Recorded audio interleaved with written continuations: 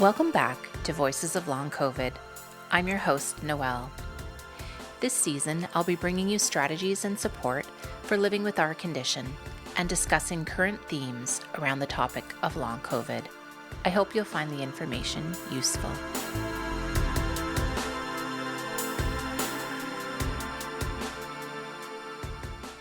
Today's episode is a unique one.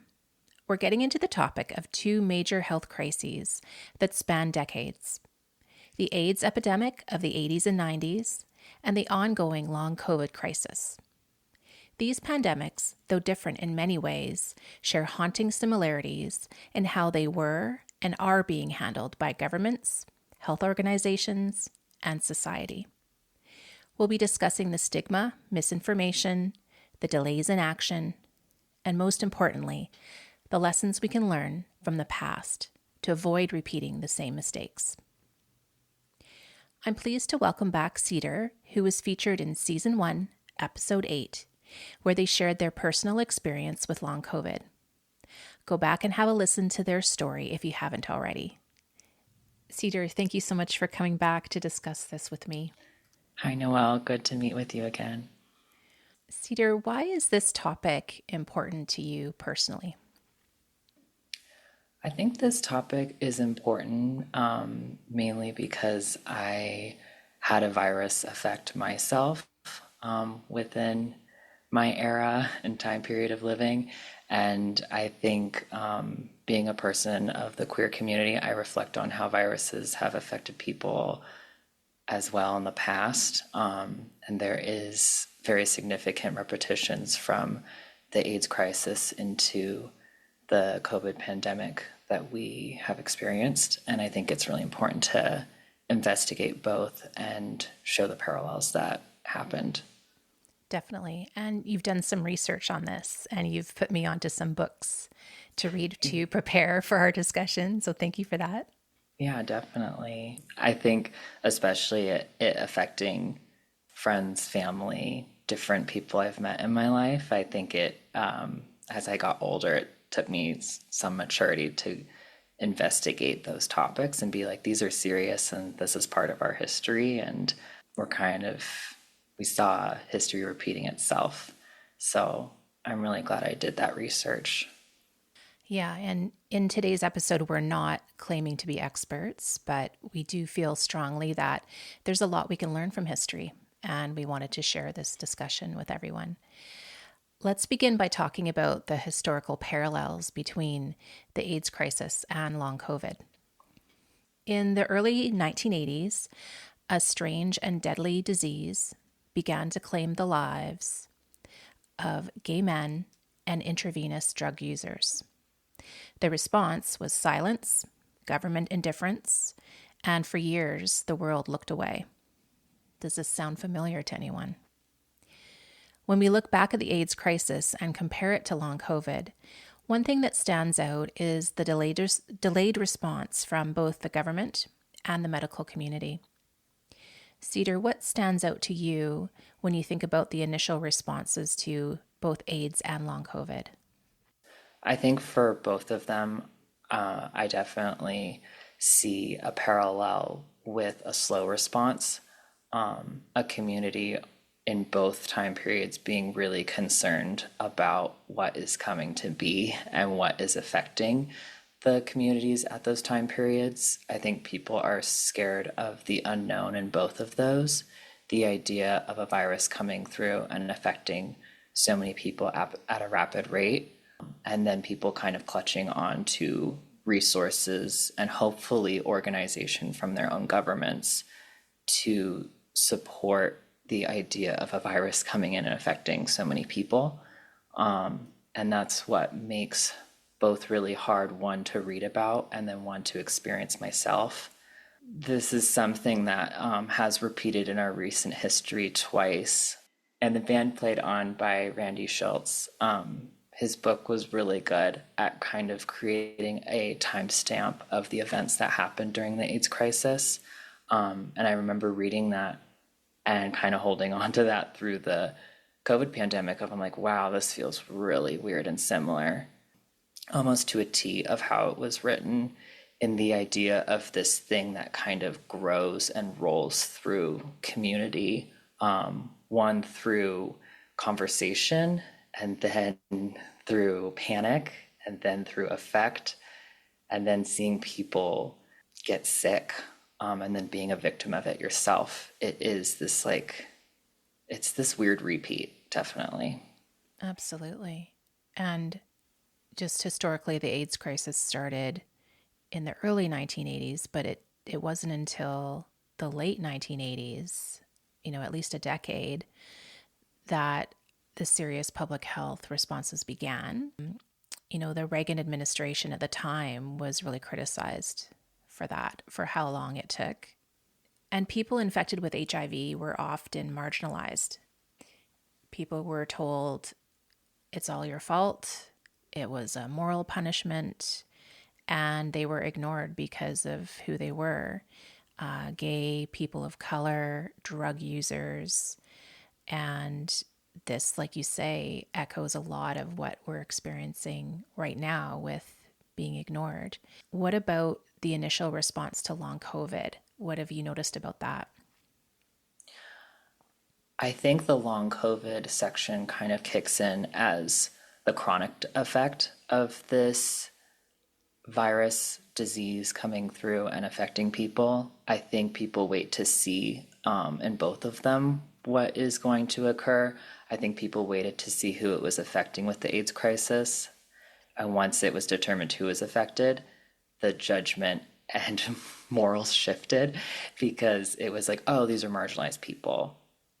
We're not in a rush anymore. It can kind of be the same with long COVID. Oh, this is disabling people. What's the percentages? And when you're part of that pool, it's kind of like you get left in the dust a little bit from resources.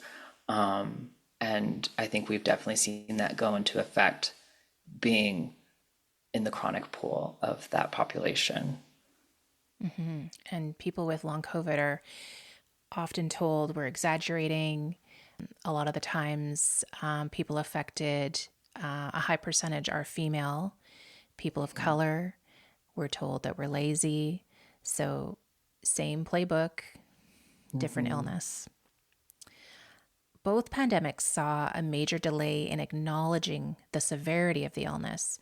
Why do you think this is? I think there's a disbelief of the people, the populations that are being affected. And then there's a disbelief of management, people that are in charge of our resources and our money and our safe holds. Like we give them money so that they can take care of in situations like this and help us organize. And when people have to work really hard and take care of a high risk event, you see kind of people change and you see roles change and people who are supposed to be in charge no longer are acting as such. And people who are supposed to, help you, be your parent, be your guide, be a lot of different things. Everything just shifts. There's a big question about authority within those time periods. Doctors is a big one for patients with long COVID. You go to the doctor, you're assuming that this is going to be an authority figure that is going to help you with your health being affected. And a lot of people don't see that coming out successfully. And it's shocking. Yeah, and with long COVID in particular, they wanted everyone to return to work. And we saw the issues with supply chain, with businesses shutting down, with schools being closed. So there was this mentality of how can people return to work as quickly and as normally as possible. So there was a definite push to get us back to work before COVID was under control. Both HIV and the virus that causes long COVID affects the body in systemic ways. Let's have a look at the medical impact of both the illnesses. I'll speak to how these viruses affect multiple systems in the body. In terms of AIDS, HIV attacks the immune system, leaving individuals vulnerable to opportunistic infections. It's a virus that primarily attacks CD4 cells, which are crucial to immune function. Over time, without treatment, HIV can progress to AIDS. a condition that makes the body more susceptible to various infections and cancers.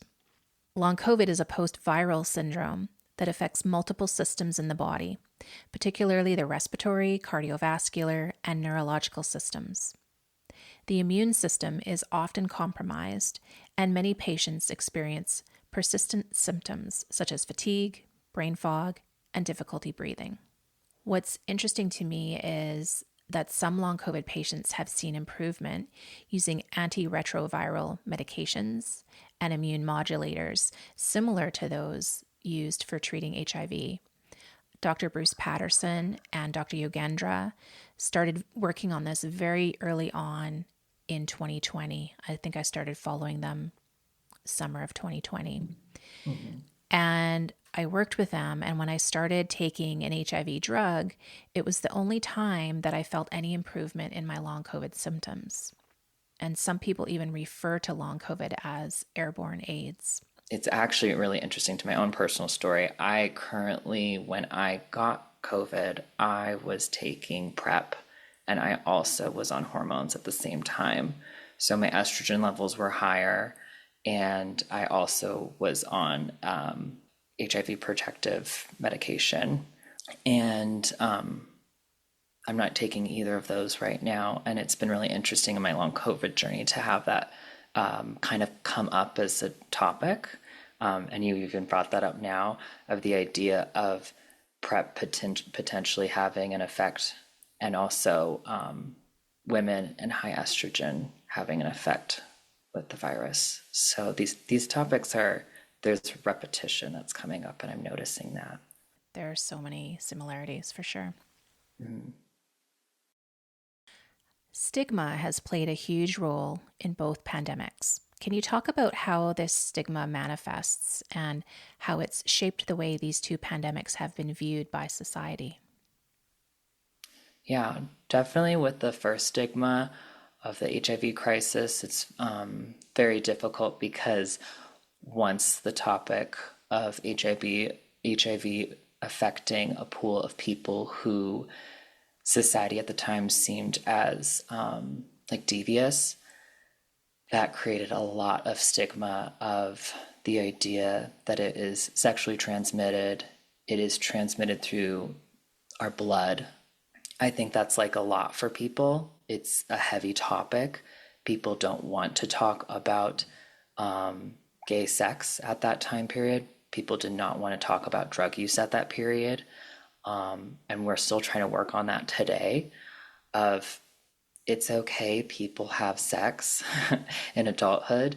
That is something that occurs, and we should be able to be mature and be able to talk about that. And because a disease embedded itself within that practice, it shouldn't be an opportunity to demonize people and say some people are good and some people are bad and they deserve this. We have governments, we have health, we have ways of allocating funds to look into research, to find a way to cure people of something like this that has affected huge amounts of population. That's the mature, right thing to do, and it's ethical. And I'm seeing that a lot with long COVID and COVID as well. The idea that now breath is kind of the topic for that time period. The idea of we expel beads of water when we breathe in, breathe out. There's an exchange there. And I feel like we had our own dealings with proximity of people, which made it really hard. Social gatherings kind of became a no-no. It kind of became this thing of you could kill your grandparent if you go to that Christmas event. That was really heavy for people. And I think there's a reflection of people in communities want to be with each other and you want to see your loved ones. You don't want to think that you're killing people. That's just really heavy. So both of those brought up a lot of stigmas of people's personal lives and what they're doing. And if you're a good person or a bad person, I think it just gets really twisted. Mm-hmm. That's a really good point of, we kind of demonize people, right? And in terms of AIDS, we tried to group originally the people that were suffering into these high risk lifestyles. And that kind of allowed society to distance themselves from the issue and say, well, that's not me. It doesn't affect me. I don't even have to pay attention to this issue. And with long COVID, we are often looking at the people that are suffering as exaggerating, or they're weak for not recovering. Well, I had it and I'm fine, right? Why can't you recover? And because the illness is invisible, it Mhm. really leads to that disbelief and also demonizing people and again saying that's them, that's not me. Yeah. And then if I can expand on the medical Yeah. front, big comparisons I'm seeing is with HIV and AIDS. You put all this money into science and you tell the scientists like we need to figure out how to prevent this. Like what can we do to stop this? And they kind of concluded that physical bodily barriers are the way to prevent liquid exchange. The idea of gloves and the idea of condoms coming out within that time period and being highly promoted, and it being a simple solution that also creates stigma in itself. A lot of people are like, oh, this isn't science. This is latex. This is just a latex barrier. And it's like, but it is a solution to the problem and it does have high effect and it is science. And you kind of see that stigma happen with masks and mask use of properly putting it on and why do we have to wear these? And that's something we saw only people in China do because they have diseases that they're trying. It's like you just have to adopt these things because if it's scientifically affecting the rates, it's how we should move forward and move on. There shouldn't be any reading into it culturally, but people don't like to shift culture and what they're used to. So it can be really hard. Yeah, it definitely takes time. But it's interesting that, nowadays people wouldn't really hesitate about wearing a condom, most people. But there's all this resistance and politicization of mask wear. And I just find that really interesting. Definitely. Another part of the stigma that I see is there's a narrative of people with long COVID. Well, they had a pre existing condition, or they're older or female, which seems to make patients disposable in some people's Mm-hmm. minds. Definitely. Looking at the book Gentrification of the Mind by Sarah Schulman, she talks about some of the harmful ways of thinking that first existed about AIDS, such as it's their fault, they deserved it, and even it's over now. How do you see these kinds of narratives playing out today surrounding long COVID? I see Sarah in that book doing a beautiful job of focusing on people as disposable. She's a little bit harsh in that book, and I actually appreciate that tone because I think it's very important to bring that to the table. She brings the idea of walking through New York and seeing the spaces and the neighborhoods where gay people used to thrive and used to be, and she sees them gentrifying and new people moving in, not knowing the history of that space, not knowing who used to live there, not knowing that an AIDS patient has passed away and now that vacancy is available to them for a new kind of life and culture to kind of just act like the previous one wasn't there. And I think we do see that in ways of the story of long COVID and COVID. And it's like we didn't even have time to mourn the people that passed away. We didn't have time to focus on people's lifestyles and how they've changed and consider that. It's almost like long COVID people are definitely told to be quiet about it because we don't want to talk about COVID anymore. That can be really hard. And I know a lot of long COVID people out there kind of have to keep it as like a secret to themselves because it's not a topic people like to bring up. Yeah, there's been no mourning of people that, the millions of people that died of COVID. There's been zero acknowledgement, and it's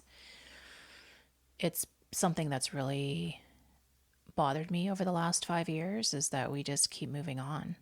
And we're seeing the unequal treatment of people who are suffering from long COVID. People of color who have long COVID are more likely to be dismissed underdiagnosed, and undertreated. And Indigenous communities are barely mentioned ever. And then the disabled people who are already marginalized are now even more vulnerable. And, being someone who has joined the disabled community because of this virus, it's really opened my eyes to the treatment of people with disability. And it's something that doesn't make sense to me at all, the stigma, because it's an airborne virus that the majority of people on planet Earth have contracted once, if not multiple times. So the mental gymnastics that people do to separate themselves from us is really ridiculous. Yeah. I don't know if you remember seeing that iconic diagram of someone like sneezing at a person running the opposite direction and it just covering their body. Yeah. And I remember everyone seeing that, and it really gets everyone thinking of, oh, we're really exposed to each other in a lot of different ways that we don't even want to think about because it's kind of gross. But at the same time, it gave explanation of why are we social distancing. It's almost like you needed the diagram to see like, hey, proximity, it's really important to create space between people so you keep your stuff to yourself and they keep their stuff to themselves. So Mm-hmm. you kind of need those simple diagrams to explain to the public, hey, this is a public health concern and this is how it happens. I hope this answers some of majority of your questions out there with this simple visual. Yeah, and I hear people mocking, Uber drivers or people that are just driving their family around and they're wearing a mask in the car. Maybe they've dropped someone off and they're by themselves in the car. And it's like, you understand how air works, right? Like, Mm-hmm. even if an infected person is in a physiotherapist room and Mm-hmm. they're treated by their physiotherapist and they leave and you come in an hour later, that the air is still in that room and people are just refusing to acknowledge that fact. And if you see someone with a mask, I've just learned to be like, that's their story and what they're going through. I need to respect that and their space. Yeah, absolutely. There's definitely been a lack of respect. We're going to take a break and remind you that any discussion of modalities or treatments are not to be considered medical advice. If you believe you have long COVID, know that you are not alone. Seek out the many Facebook groups for community support, the Canadian COVID Society website for more info, and please speak to your doctor for medical support. Going along these same lines, we've seen consistent failure in both the AIDS and long COVID crises when it comes to clear, effective public health messaging. What do you think is behind these failures in communication?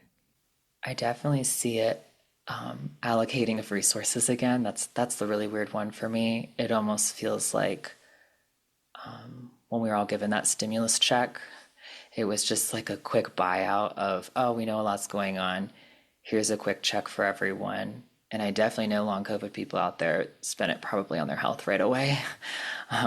The idea that here's your own money back so you can figure things out is a little weird to me because it's like, no, I don't just, I don't know if money can get me out of this. I want experts and I want research. And I definitely know long COVID people are in the same boat, especially being affected for so long and it being chronic that I'm my body's going into alert. My body knows something's wrong. I'm trying to be in survival mode and I'm going to figure out how to survive by figuring this thing out. And so it's really hard to kind of wait and read through research and try to be like, what's the newest thing? What are we figuring out? How are we getting past this? And I definitely know people living today with HIV have the same type of thing on their mind of looking things up and being like, oh, they're murmuring about a cure again on social media. We hear that a lot. Is the cure real? And you learn to not always get your hopes up because you'll know it when you see it. And I think that that's what's really hard for anyone affected in these communities is the lack of urgency from people who did get better and did move on, or administrations that are like, we did good enough. Like, we got enough of the population to survive to continue working and continue the economics of this all to continue forward. And that can be kind of weird when you're finding out that you're a number. Yeah. Yeah. And if I can go back to the politicization of the illness again for a second, I just find that as soon as you mention long COVID, people's political views take over.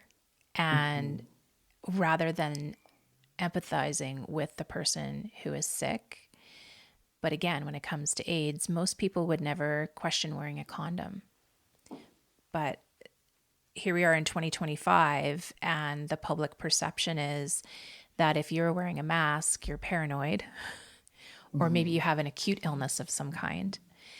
And people are either staring you down, trying to cough on you, or they're taking a giant step back because they think you have something contagious. So it's been pretty disheartening, especially to see the people who started the pandemic being very COVID conscious and wearing masks, and now those same people are choosing to turn a blind eye. And it's almost like we're, you know, surrounded by teenagers. Like, teenagers Absolutely. know that smoking causes cancer, and yet they think this won't happen to me. It's not going to happen to me. And I feel like we're in a society full of adult teenagers at the moment. Today, we largely think of AIDS as, a deadly illness that is quote unquote under control. We know how to prevent it by practicing safe sex and not sharing needles. There are more than 30 treatments and medications available for AIDS today, but it didn't start out that way. It was an illness that, as we've talked about, was being viewed as other people's problems.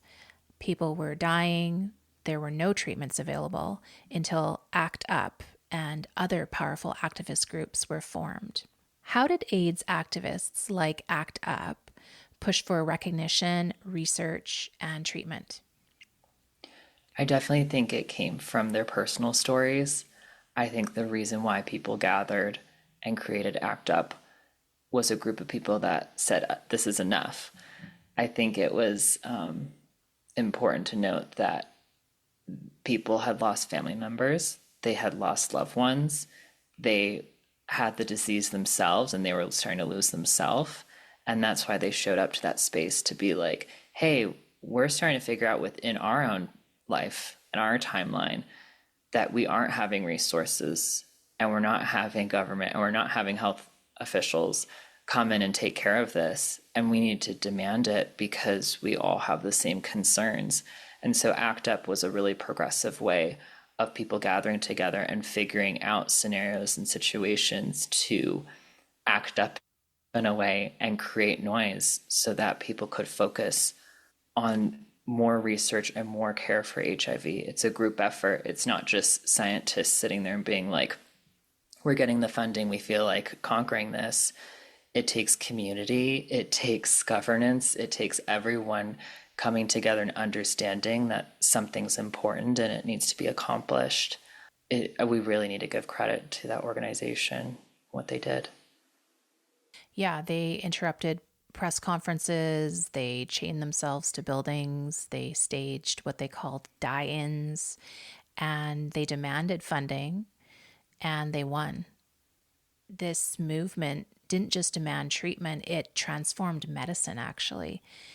It created the fast track drug approval process, it gave patients a voice in clinical trials, and it really forced science to listen.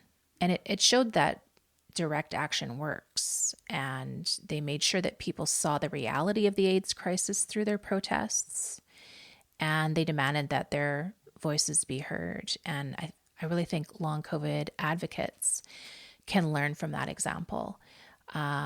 Visibility is key. We need to keep speaking out and pushing for research, funding, and treatment for those who are affected. What do you think that long COVID advocates can learn from ACT UP's work? I think there's a similar heartbeat and there's a similar message of people who continue on kind of in long COVID. You read off your years, I've noticed, where people go, "Oh, I'm a 2 year, or I'm a 3 year, or I'm a 4 year," and it kind of keeps going. And I think there's a good awareness in that marker of like, wow, this has gone on for this long, and this is a burden for me, and not only for me, but others within their kind of like timestamp and confrontation of this virus. I think that that's really huge, and we have our kind of modern ways of gathering and sharing that type of information. A lot of people use the forum Reddit to kind of have those discussions of what are we finding out today? What is working for people? What is maintenance? What is discovery? And I don't even know what they did in the 80s and 90s in comparison to this messaging and this way of communicating to each other, because we're able to do that so much faster nowadays. And I know we're talking to people with long COVID. I mean, we're in two different countries right now talking about it. Mm-hmm. It's it's incredible, this type of communication that we have. And so I know we can do types of gathering like ACT UP did. Yeah, I don't even know where I would be without the social media groups that I've been a part of for the last 5 years. I think we'd be so much further behind in terms of even looking at our symptoms, common symptoms, and because a lot of them are just so random, the symptoms, to even connect the dots and say, wow, you're experiencing that too. So, yeah, I think social media is a big part of it. Definitely how you knew they were random was watching the doctors' faces as they were figuring out what to do with you, because just like you said, I feel like the only pattern was when I reached out to people online and said, "Oh wow, they're going through the same bonkers symptom like escalates as I'm going through." And I really needed that. Oh, definitely. It's tough because we're fatigued. A lot of us are housebound. We can't march in the streets. So we really do need the help of our families and friends to help us speak out. But I think it's something we can definitely do, even from our beds, from our wheelchairs, through storytelling, Yes. through quiet resistance. I really think we need a name for our activism, like ACT UP. We remember that name. And I really like what the Australian long COVID group called their awareness event last year. They called it Wake Up to Long COVID. I like Mm, that. But we need something where we're unified and it's visible. And, this is why I wanted to do this episode. We can learn from history. The yeah. treatments and the drugs are not going to be handed to us. They weren't handed to AIDS patients. And, there's multiple ways that you can speak out depending on your energy level. You can change your profile photo. You can tell your story on your social media pages. Tell the story to your dentist, your friends, anyone who will listen. Direct people to this podcast. If we're not being counted and spreading the word, how can we expect anyone to know about us? Right. So we do need to speak out. Well, and especially that it's just like people keep on getting added to the roster. It's like the new generation of long COVID people, and it just keeps getting added and added. And I really agree with that grouping that you're speaking of. Mm-hmm. Yeah. And here in Canada, I helped to draft a letter to send to government. Any Canadian can send it. And we're asking for support for funding in research, training of healthcare professionals, public awareness campaigns, and financial disability support. You can find the letter on the Canadian COVID Society website, or you can reach out to me and I can send it to you. And in the States, where you are, Mhm. lobbying has proven successful recently. The new administration tried to cancel massive funding for long COVID, and Americans spoke out. They made phone calls, wrote emails, and the funding was reinstated. So talk to your representatives. Your voice is so valuable, and speaking out gets results. Yeah. And we can even see that in the time period of the AIDS crisis, there were multiple events that people endured in order to get the word out of what was happening to people. And the big one, there was a lot of different ones, but there was a period during the AIDS crisis where doctors and nurses were scared of patients Mm-hmm. and they did not want to treat them any longer because we started to talk about what HIV and AIDS was. We were starting to figure out more of what it could be, and we weren't as certain about how it was transmitted. So people stopped helping patients in hospitals, and that was a huge deal where big groups of the lesbian community stormed in and helped the gay patients that were dying essentially, and they took over their medical treatment to help the people that were dying. And that is literally why LGBT L is in the front. And that was dedicated to the lesbians that went ahead and did that act. That was like a really big deal. That's amazing. It was really amazing. And then we also have where Princess Di, she had grace, activism, and ethics, and she went out and shook the hands of patients without a glove. That was a really big deal to tell the community that you can't transmit this just by touching people. Gossip will occur and people will figure out all these different ways of kind of alienating people. And she really stopped that stigma with that act. That was a really big deal. I remember that happening and it was shocking. Yeah. And because at the time, we didn't understand how AIDS was transmitted. And that was such a stark visual image of her shaking the hand of that patient. And it definitely changed public perception going forward. We needed that act. Yeah.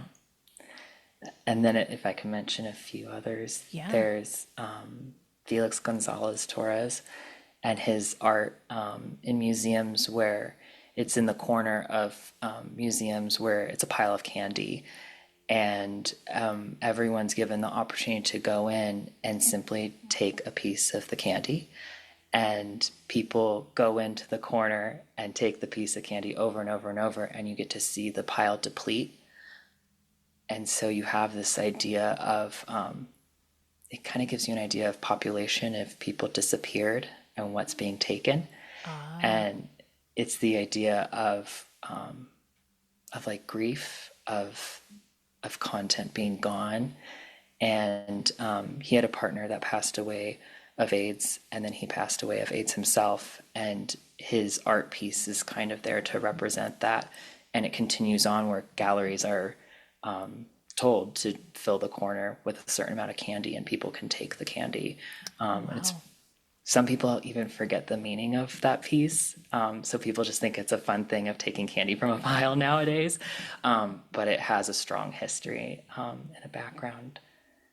And then, of course, the very iconic AIDS quilt memorial on the lawn of DC was really important. And it was a way of soft, powerful protest of people quilting and having grief and mourning for their loved ones, of the people that had passed or the people that are going through it. And that was just a beautiful visual of protest directly affecting the steps of our government to address these issues. And so I think we have a lot of those different kinds of visuals and acts in history to show us what things are what we're capable of and how we can create our own voice on topics such as effect with virus in our bodies.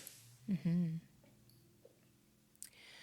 So we've covered a lot today, and it's clear that the lessons we can learn from the AIDS crisis are invaluable. From activism to public health messaging, stigma, and the failure to act, there's so much history that we can draw from. Do you have any final thoughts? I think it's just lose no hope and be excited with the life that you're living and the people that you're meeting and talking to and sharing space with. And I think this is something that we have to deal with within our era, and we have different ways of dealing with it. And just want to let everyone know out there with long COVID, like you're doing a beautiful job. And I know it's hard. It is. It's something that we're collectively dealing with and we're navigating this. It might feel like we're alone, but we're not. Hmm. Thank you so much for joining me today. Thank you. So, anyone listening can speak out about long COVID, whether you are a sufferer or not. Let's not repeat our past mistakes like during the AIDS crisis. Speak out about misinformation, spread the word about long COVID, and look for advocacy opportunities if your energy allows. If you follow my Instagram account, I'm frequently posting about ways to get involved, where to send emails, make phone calls to your representatives, continue to make noise. This issue is not going away. It's not going to resolve itself. It's only going to continue spreading. So wake up to long COVID and keep pushing for change. Thank you for joining us for another episode of Voices of Long COVID. I hope you found it informative. Please make sure to leave us a review. You can follow Voices of Long COVID on Instagram, TikTok, X, Blue Sky, and YouTube. You will find new episodes as my energy allows, wherever you listen to podcasts. Until then, stay safe and stay informed.